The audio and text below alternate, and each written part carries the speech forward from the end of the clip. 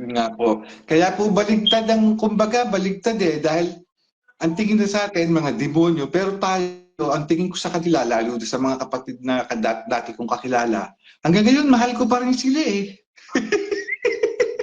Yung Actually, nalulungkot lang ako. Siyempre, may mga nang-block sa akin na talaga namang ang turing ko sa kanila higit pa sa kapatid na sa laman. Pero binilak ako. Ganun pa man, sa puso ko, sa buong kaluluwa ko, mahal ko pa rin sila. Hindi lang nila tayo nauunawa. personally, ako po, masasabi kong mahal ko yung mga kapatid hanggang ngayon. Until now, naaawa ako sa magulang ni Daniel Rason. Kasi matanda na sila eh. Kamukha noon, brother, nung ako ngayon umalis dyan, akala ko nga, sabi ko, humiwala yung kaluluwa ko sa katawan ko. Pareho tayo. Pareho tayo ng Dahil, naramdaman. pero na-realize ko, nung tayo magkausap sa kauna-unahang pagkakataon na nagkausap tayo ng Brad, naisip ko pa, hindi naman ako umalis sa iglesia ng Diyos ha. Kay iglesia ni Bonjing ako umalis. Kung maliliwanagan lang po ng ibang tao, ng mga kapatid, na yung mga nangyayari dyan, eh hindi na sa totoo at wala na sa aral, nako, dalangin ko na lang po, sana magising sila, brother. Opo. Pinaginaawa ko, hindi lang si Bonjing, hindi lang si Soriano. Buong sambahayan ni Soriano at ni Bonjing ang Lalo po kayo, pinaginawa. brother. Kaya nga po nakakalungkot yung ginawa nila sa inyo, lalo na ni Bonjing. Sipin nyo, pati paa niyang mabawi ang masabi mo. Nakakaawa ang mga kapatid. Nakakaawa sila sa totoo lang. Kung malalaman lang nila kung gaano kasaya ang mga... Sa bagay, may kanya-kanya tayong dahilan na nag-exit eh. Pero karamihan sa nag-exit, alam ko magkakaisang diwa tayo, magkakaisang puso tayo. Pero alam ko kasi may mga nag-exit na hindi na naniniwala sa Diyos. Meron namang, kamukha ko, agnostic ako, Brad. Parang pares tayo, naghahanap muna ako ng totoong reliyon. O maaaring hindi na ako magrelihiyon, na makikipag-ugnayan na lang ako sa Panginoong Diyos sa pamamagitan ng gawa, pakikitungo sa kapwa. Kasi hindi mo naman siya makakausap, di ba, Brad? Ngayon, sa pamamagitan ng gawa mo, sabi nga, hatulang ka. O, pag gumawa ka ng masama, hindi ko naman sinabing nagkakasala, lalo ako, makasalanan akong tao. Brad Joey, at sundan ko lang yung sinabi mo. Maganda yung sinabi mo na ayoko na makipag-religion sa mga gawa ng tao. Yes, kasi ganito po yun. Meron ako napakinggan kahapon sa Post and Ponder. Sabi nung isang kapatid doon na nagsalita, si Brad Jigs yata ang nagsabi nun. Sabi niya ganyan, ganun pala ang magulang, no? Kahit na matagal mo silang na-disregard, binaliwala, isang mo lang yung hindi mo kailangang magsalita ng sorry. Nung binalikan ko yung mga magulang ko, sabi niya ganyan, wala silang sinabi. Ang sinabi lang sa akin, kumain ka na ba? Nararamdaman ko po yun sa mga anak ko. Sabi ko sa mga anak ko, mga anak, matanda na ako. Mag-ipong kayo para sa future nyo. Siyempre, ang mga anak naman natin, kung mga bata pa, dalilibang yan, hindi nakapag-ipon, pagdating ng time, tay, hindi mo kayang tiisin. Ang Diyos pa. Meron pong nakasulat sa Biblia yung the parable of the prodigal son. Hinali ni Soriano yun eh. Inano niya. Ang lumabas doon, Brad, tanda ko yun. Ang lumabas na sinabi sa bibig ni Brad Eli noon, ganito, ang prodigal doon, hindi yung anak. Yung ama ang prodigal. Oo. Di ba? Madilim na pala. Hindi po, kasi winter na eh. Pagka winter, mabilis po dumilim. Mabilis dumilim, mas mahaba yung gabi kaysa sa umaga. Opo. Sige, Pagka winter. Bro Joey, sige, magsalita ka lang at batiin mo yung mga kapatid na nanonood sa buong mundo. Abang PR ako. Puputok na yung sige po. Magandang hapon po sa lahat ng mga ka-exiters. Kumusta po kayong lahat, mga kapatid? At dalangin ko po na lahat po tayo sana nasa mabuting kalagayan, lalong-lalo na po ating mga pamilya. Katulad ko na ako po narito po ako sa ibang bansa kaya medyo nag-iisa po ako kaya yan, tiis-tiis, may awa naman ng Diyos. At ako po ay nakapag-exit nung February para po sa mga hindi nakakaalam. Ako po ay nag-exit dahil sa hindi makatarungan. Hindi makatarungan eh. No? Hindi, sa totoo lang naman po. No? Kasi kaya po ako nag-exit dahil ako po naman ay walang alam doon sa area eh. Hindi ko po alam yun eh. Ako po ay naanib dyan dahil sa aral. Umalis po ako dahil din sa aral. Kasi utos naman po sa atin yan, di ba? Pag ang mangangaral, hindi mo matanong, hindi mo man makausap, hindi sa totoo yan. Ako naman po gusto ko lang magtanong nung tinuturo niya. Hindi naman po, alaga naman po sa pari ko itanong yung mga naririnig ko sa kanya na turo ni Daniel Rason na sinasabi niya yung tungkol ba dun sa debating walang kibuan. Yun. Tapos number 1, yung pong nagprosesyon siya ng rebulto niya. Di ba bawal po sa atin yun. Yun lang naman po ang gusto kong itanong sa kanya. Kaya lang, hindi na ako nagkaroon ng pagkakataon dahil yung pong manggagawa ditong si Ruel Santos. Dito sa Paris. Yun po ang dahilan na siya po ang kausap ko. Agad-agad po akong nilak. Kala ko nga po nun, nung oras na yun, umalis yung kaluluwa ko sa katawan ko. Siyempre, ganun po naman tayo, di ba? Doon po tayo naniniwala sa iglesia na yun ang totoo. Pero sa awat tulong po ng Diyos, nandyan si Brad Badong, saka ibang mga exiters, ngayon, lumayas po ako dyan.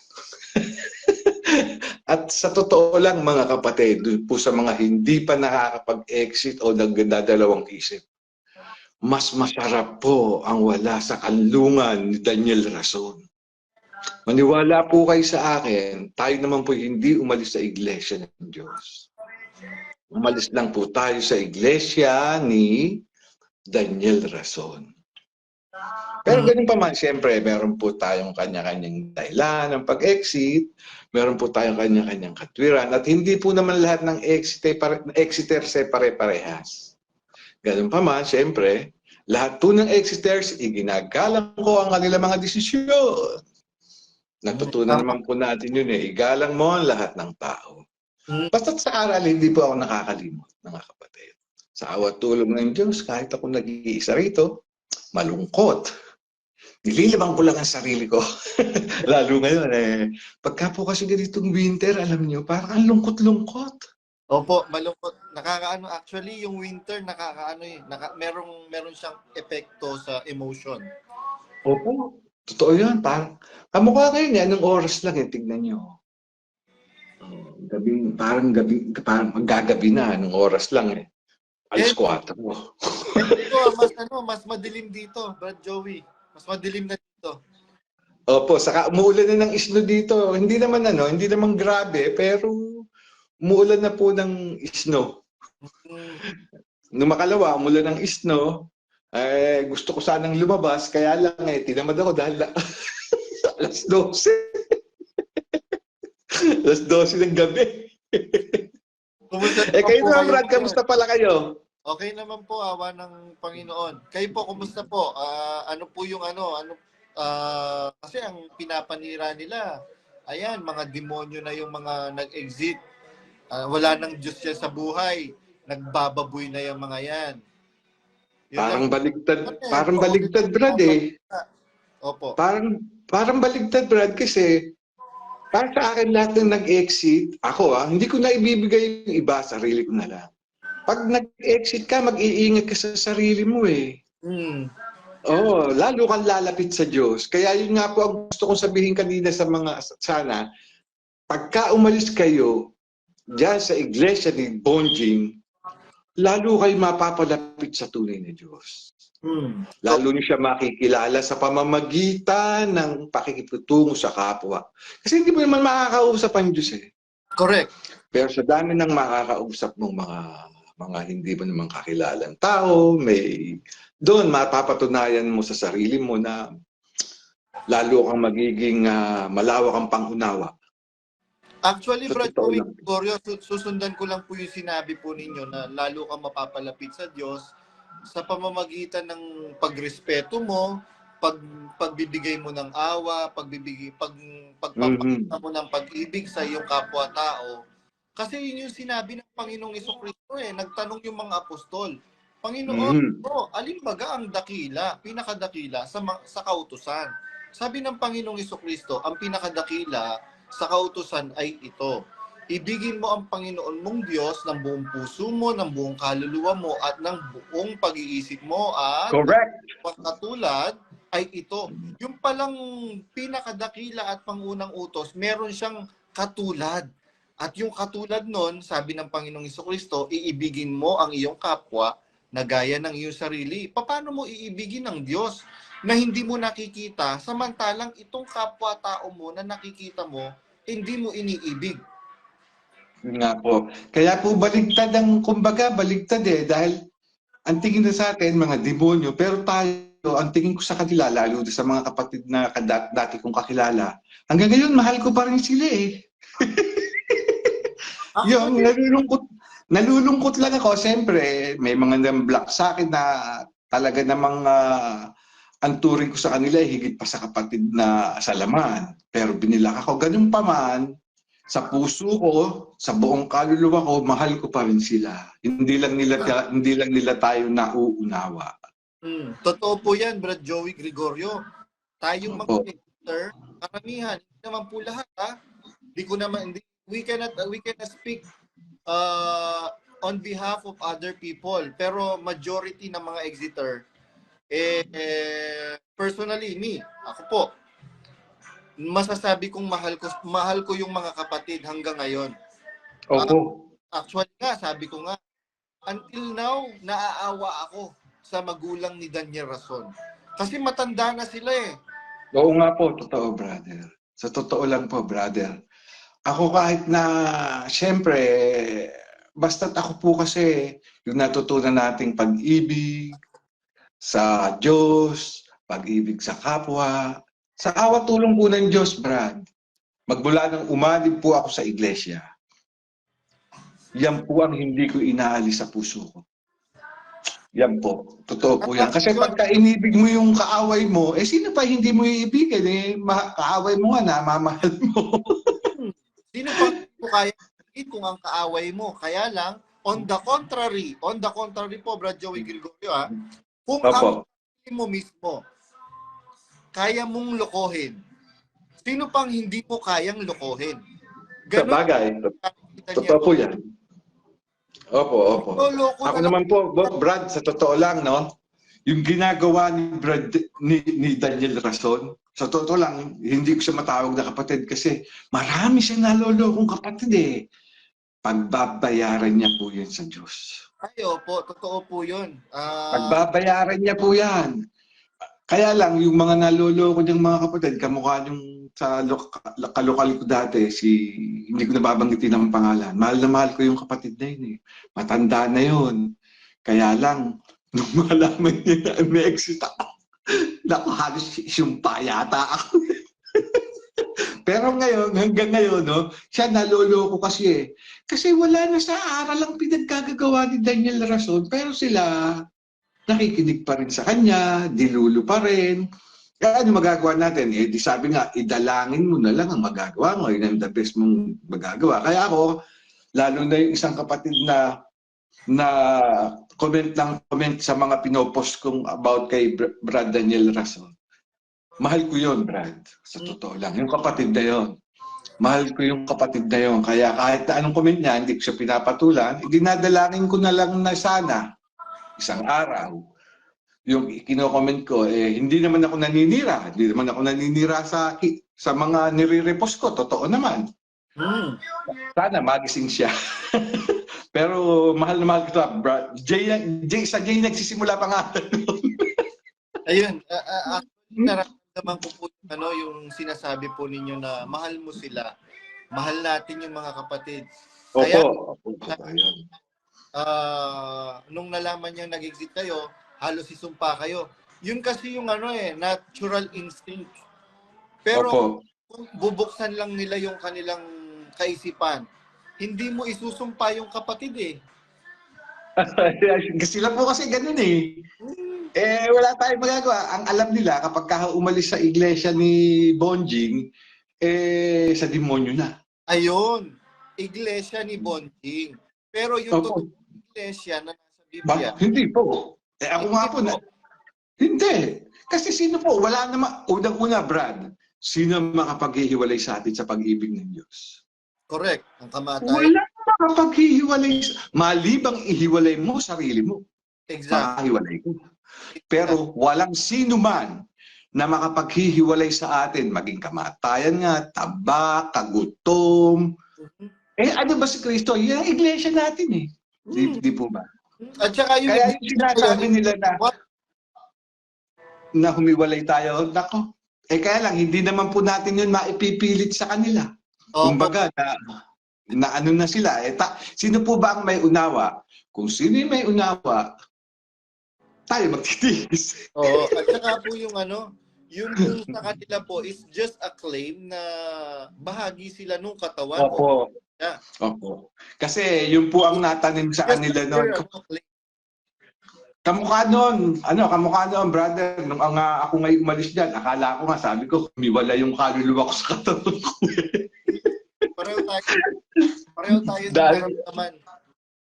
Kaya, pero na-realize ko, nung tayo magkausap sa kauna-unahang pagkakataon na nagkausap tayo ng Brad, naisip na ba, hindi naman ako umalis sa iglesia ng Diyos ha. Kaya iglesia ni Bonjing ako umalis. Hindi sa ayun, di naliwanagan na. Kung maliliwanagan lang po ng ibang tao, ng mga kapatid, na yung mga nangyayari dyan, hindi na sa totoo at wala na sa aral, nako, dalangin ko na lang po, sana magising sila, brother. Opo. Actually, Brad Joey Victorio, yung totoong iglesia na pinangasiwaan ng apostol, merong mga nag-exit din doon pero hindi nila meron. Nasa Biblia po yun apostol. Sabi nga ni Apostol San Pablo, pagkalooban nawa ng habag ang sambahayan ni Onesiporo, sapagkat nga po, brother, no? Kaya mahigit na pinaginawa ko, hindi lang si Bonjing, hindi lang si Soriano, buong sambahayan ni Soriano at ni Bonjing. Lalo po kayo, brother. Kaya nga po nakakalungkot yung ginawa nila sa inyo, lalo na ni Bonjing.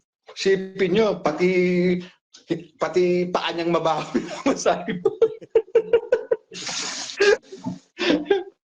Grabe. Ganun ko minahal, Brad Joey Gregorio. Ganun ko minahal yung kilala kong sugo. Biro mo kahit mabaho yung paa, is kung masaigin. Ako, nagmamasahe din ako, Brad. Kaya lang, pagka ganun mabaho, siguro baka hindi ko matiis. Kasi yun po yung nagagawa ng pananampalataya. Kung sa bagay, totoo po yan, brother. Totoo po yan. At teka pala, Brad, isa-shoutout ko si Brad Tembong Tumbong. Mukhang may... So, paano kapatid na yun Brad? Mukhang may sakit po si Brad, Tembong. Naku, sana pagalingin siya kaagad. Nakita ko. At saka si Sis Potpot Manimbo. Sis Myra din. Sis Myra, shout out. Kahit hindi nyo ako sinashout out, Sis Myra, hindi ako sinashout out niyan eh. Sa susunod, Sis Myra, i-shout out mo ako ha. Ayan yung mga exiter.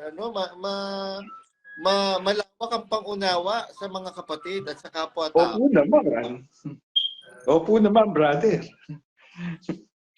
Meron nga akong kapatid na kausap na exiter sa LA. Kagabi kausap ko siya, ka-video call ko. Sabi niya, mas masarap ang buhay ng isang exiter kasi malaya ka, hindi ka judgmental. Kung alam lang nila. Pangunawa mo sa kapwa-tao. Totoo po. Kung alam lang ng mga nandiyan sa MCG, sa iglesia ni Bonjing, na napakasarap na wala sa piling ni Bonjing, nako, malalaman nila. Ako nga po sa totoo lang talagang iba yung pakiramdam ko ngayon na nawala ako sa iglesia ni Bonding.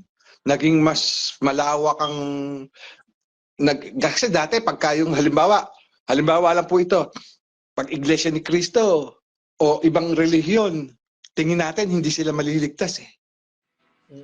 Correct. Ngayon hindi po ganoon ang naging pananaw ko. Totoo po 'yan. Kahit ka iglesia ni Cristo, kahit ka Muslim, kahit na ano ka pa basta't gumagawa ka ng kalooban ng Diyos, maliligtas ka. Noon sa pananaw ko, walang kabuluhan yung ginagawa nung kabutihan ng ibang tao. Siyempre, nang tinanim sa atin, di po ba? Ngayon, mas lumawak. Brad Joey Gregorio, ang nakasulat sa Biblia, walang awa sa hindi nagpakita ng awa. Opo. Ang awa ay lumuluwalhati sa araw ng paghuhukom. Mercy justified in judgment day. Kaya po sa totoo lang, brother, kung malalaman lamang ng mga ibang nandiyan. Kasi naniniwala ako maraming gustong umexit dyan eh. Opo. Natatakot lamang sila, hindi nila alam kung saan sila pupunta. Yun po kasi ang talagang instinct ng mga nandiyan tao. Tignan nyo, pag lumabas ka, saan ka pupunta? Ibig sabihin, hindi nila alam kung saan sila pupunta, kung gusto man nila lumabas. Siya lang naman ang pupunta. Saan ba tayo pupunta? Hindi kay Kristo. Kay Kristo. Siya nga ang daan eh, di po ba? Kasi binababoy na nila si Kristo dyan sa at saka matagal na pala nilang binababoy si Kristo, hindi lang natin alam. Kaya totoo na nasa Biblia sa unang 1:4:1, mga minamahal, huwag kayong magsipaniwala sa bawat espiritu, kundi inyong subukin ng mga espiritu kung sila'y sa Diyos. Opo. Test the spirit if they are of God. Bakit? Sapagkat maraming nagsilitaw ng mga bulaang propeta sa sanlibutan. Marami pala talagang nagsilitaw ng mga bulaang propeta. Kagaya niya si Danya Rason. Opo. Nagpapakilala ka, nagbibigay ka ng mga tulong, ang nakalagay sa box, love kuya. Hindi pa dapat love MCGI.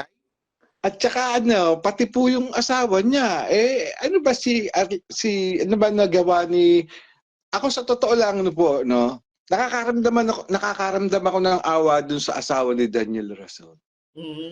Opo, kasi bakit ako nakakaramdam ng awa sa kanya? Kasi wala siyang kaalam-alam sa mga pinaggagawa niya na nakakapagpahamak siya ng mga tao. Nakakapagpahamak sila mag-asawa, kasama yung asawa niya. Ngayon, ito naman babae, ano ba malay nito? Siyempre, kay Daniel yun.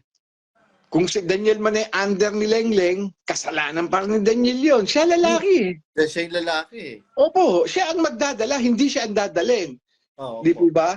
Ngayon, itong babae, siyempre babae yan. Unang-una, ang babae nga, sabi nga, madaling madala ang babae kahit nasa ang bagay. Ako, ipinagpapasa Diyos ko na lang po lahat. Sa totoo lang, brother, ipinagpapasa Diyos ko na lang po lahat talaga. Kasi pag ang tiwala mo, nasa Kanya, nasa Diyos, mas kinalalo ako sa sarili ko dito. Lahat po, hihiga ako, maglalakad ako, hindi mo alam ang mangyayari eh.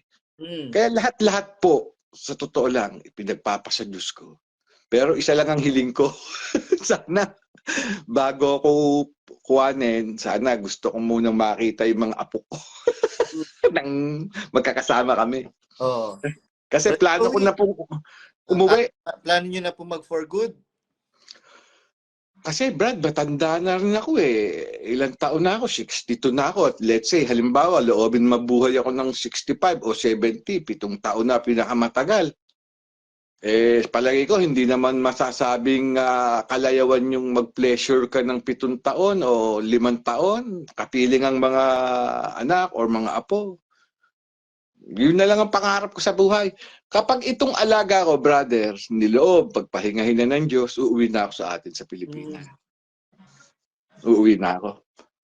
Matagal na rin ako dito. Saka alam mo kasi, Brad, nakapag-abroad ako, matanda na kasi ako eh. At saka Brad Joey, maganda nga po ngayon kasi hindi na po kayo naghahabol sa mga target. Wala na po target. Kung na po kayo yun para sa inyong pamilya, para sa sarili ninyo, at para sa inyong future pag nag-retire po kayo. Kasi biruin mo, pati yung mga retirement, benefit ng mga kapatid, Opo. ina-anticipate na ng mga hinayupak na KNP na kinukumbinsi nilang mga pobreng mga kapatid na ibigay sa kanila, i-commit sa kanila Oo yung nga po, brother. Nakakaawa ang mga kapatid. Nakakaawa sila sa totoo lang. Kung malalaman lang nila kung gaano kasaya ang mga sa bagay may kanya-kanya tayong dahilan na nag-exit eh. Pero karamihan sa nag-exit, alam ko magkakaisang diwa tayo, magkakaisang puso tayo. Pero alam ko kasi may mga nag-exit na hindi na naniniwala sa Diyos. Meron namang ako, kamukha ko, agnostic ako, Brad.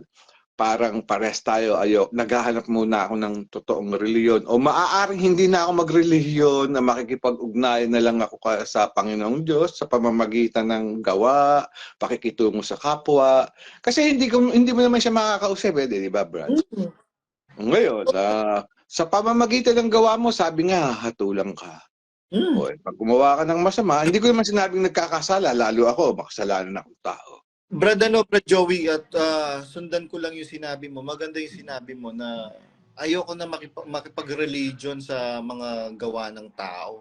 Yes, kasi ganito po yun. Meron ako napakinggan kahapon sa Post and Ponder. Sabi nung isang kapatid doon na nagsalita, si Brad Jigs yata ang nagsabi nun. Sabi niya ganyan, ganun pala ang magulang, no? Kahit na matagal mo silang na-disregard, binaliwala, isang mo lang yung hindi mo kailangang magsalita ng sorry. Nung binalikan ko yung mga magulang ko, sabi niya ganyan, wala silang sinabi. Ang sinabi lang sa akin, kumain ka na ba? Totoo yan, brother. Sabi ko nga, totoo yan. What more of God? Opo, kasi ako nararamdaman ko po yan sa mga anak ko. Nararamdaman ko po yan sa mga anak ko. Sabi ko sa mga anak ko, mga anak, matanda na ako. Mag-ipong kayo para sa future nyo. Siyempre, ang mga anak naman natin, kung mga bata pa, dalilibang yan, hindi nakapag-ipon, pagdating ng time, hindi mo kayang tiisin. Ang Diyos pa. Correct. Meron pong nakasulat sa Biblia yung the parable of the prodigal son. Minali ni Soriano yun eh. Ang lumabas doon, Brad, tanda ko yun. Ang lumabas na sinabi sa bibig ni Brad Eli noon, ganito, ang prodigal doon, hindi yung anak. Yung ama ang prodigal. Oo. Diba? Ang gustong ipalabas, ang gustong ipunto ng Panginoong Hesus doon, kahit gaano ka nagkamali, kinalimutan mo yung magulang. Pagka lumapit ka, nagbalik ka sa poder ng iyong magulang, magpipiesta pa yon. Ganun ang Diyos. Totoo po, brother. Kasi yun ang naging paniwala ko rin noon, Brad. Yung ang prodigal ay yung tatay. At siyempre, kung siya ang tagapangaral natin, no? Ako naman, naisip ko, oo nga, no? Kung ikaw ang ama, hindi mo bibigyan ng ikasasama ang anak mo. Alam mo, ikasasama, bakit mo ibibigay? Bakit hiningan mo ng kayamanan? Pero ang ama po pala talaga mapagmahal. Mapagmahal, lalo na po kayo. Alam niyo po, dahil magulang po kayo, tatay. Opo, talaga mapagmahal. Totoo po yan.